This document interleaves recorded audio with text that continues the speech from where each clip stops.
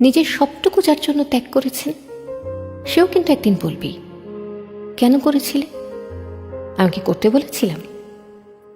সমস্ত সমস্যায় তার পাশে থাকার পরেও একদিন শুনতে হবে, আমার সমস্যা আমি মিটিয়ে নিতে পারতাম, তুমি না থাকলেও চলতো।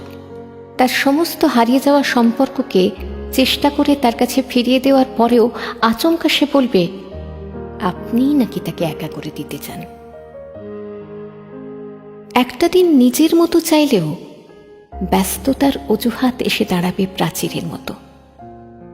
আসলে অনুভূতিগুলো মরে গেলে রয়ে যায় শুধু যুক্তি আর তর্কের পাহাড়।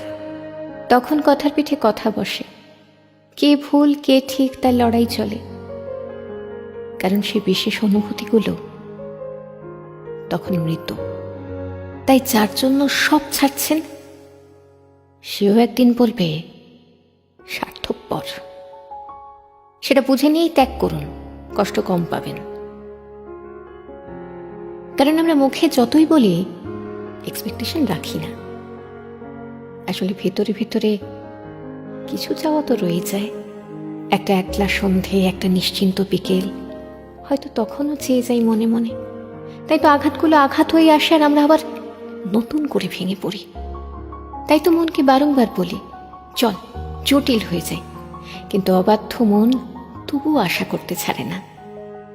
আশা থাকলে আশা ভঙ্গও থাকবে নিশ্চিত।